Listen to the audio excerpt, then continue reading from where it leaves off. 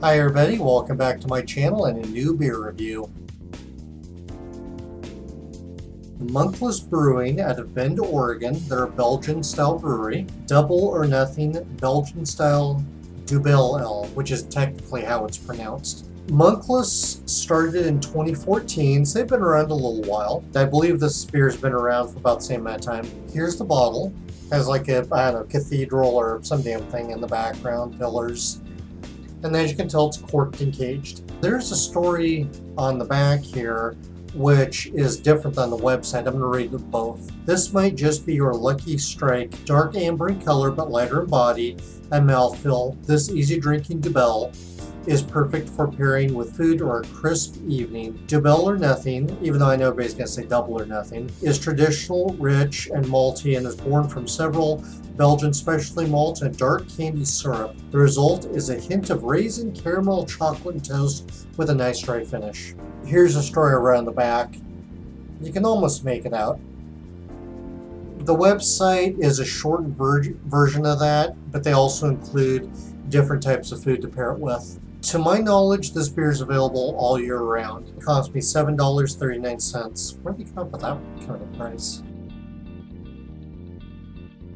They give a basic idea what's in it. Dark candy syrup darkens a beer up, gives a little bit sweeter of a flavor, and also increases the fermentability, the alcohol. Rich maltiness, so that could be a Caramunic, that could be a Munich malt. Hints of raisin, caramel, chocolate, and toast. The raisin caramel, that's probably a Special B, or maybe even a Crystal 80. Either of those could do it. Special B is more typical for a Belgian beer though. Chocolatey is difficult to say. There is a malt called chocolate, but it's primarily known for roasted flavors and not a chocolatey flavor. Toasted could be, there's several that could do that. Don't know what the hops are in this, don't give any clue. Probably a Noble or something similar to that. And those are usually earthy, maybe a little spicy, herbal. They don't say it's a light body, they say it's a lighter body. Usually the dark beers are a full body. 7.2% alcohol, 23 IBU.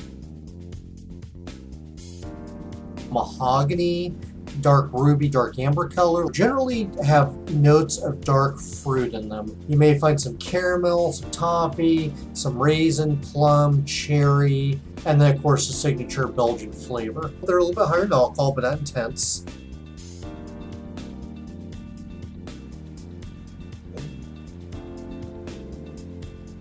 That is a rich mahogany, a deep brown. That's the most accurate right there. Not totally opaque, but pretty close to it. I can barely see anything on the other side. Nice thick frothy foam. That's a good 1/4 inch, maybe even a little bit more than that. I don't see any sediment. There's nothing floating. Beautiful appearance. I really like that. This is what I was expecting. A rich, deep mahogany brown. Faint cocoa, extremely faint. There might be a little bit of hints of fruit in there, but they're incredibly faint. Maybe a little bit of dark fruit.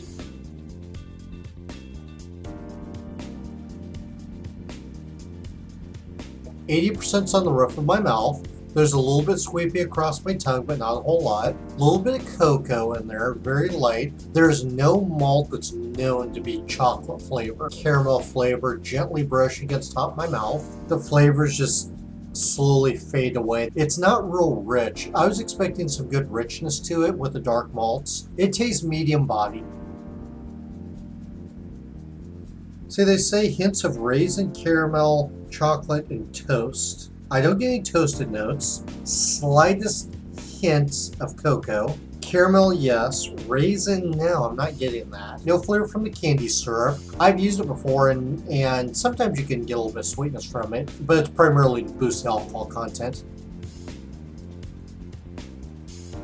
There's no hop bite at all. Not hoppy. There might be a slightest touch of toasted in there. Get a tiny bit of spiciness. More than anything, the caramel just coats my mouth very gently. There's no bread, biscuit. There's no malty backbone at all. Dark fruit flavors are pretty much non-existent.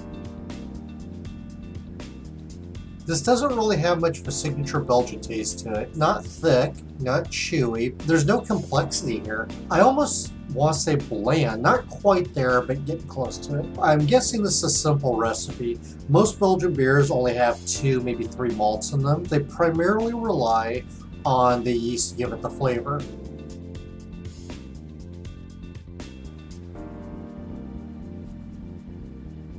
It goes almost entirely to the roof of my mouth, spreads out a little bit. There is more toast than I get this time. Light caramel. I still don't get dark fruit flavors. Tastes medium body as well. Still not hoppy or bitter. Still no malt, no grain, biscuit, bread. Still don't notice the dark candy syrup. Unfortunately, the cocoa and the dark fruits are non-existent. It still lacks some Belgian character. It's getting a little bit chewy, definitely not watery. Between the bottle and the glass, they don't taste the same. I was getting more caramel out of the glass, hints of cocoa. Out of the bottle, I don't get any dark fruit, I don't get any cocoa, I just get the tiniest amount of caramel. Nothing tastes wrong with this bottle. Fermented properly, yeast was handled well. I don't get any skunking from a glass bottle, not oxidized. There's no fusel alcohols, no chemical cidery flavors. There's nothing off-putting about it. Would I buy this again? No, I wouldn't. It's dark, but it lacks the flavors that accompany that. Just not impressed with it. Would I recommend it? No, I would not. I think it's poorly done. Very little flavor. They describe a great array of flavors and really fail to deliver on that. What is there is very light. It's below average to me. Monkless Brewing, Bend, Oregon, Belgian Ale, Dubbel or nothing is actually how it's said, but it looks like double or nothing. If you have any comments, feedback, you've had this beer, you've had Monkless beers, or any beer for that matter, send me a message. That's all for this review, folks. Cheers.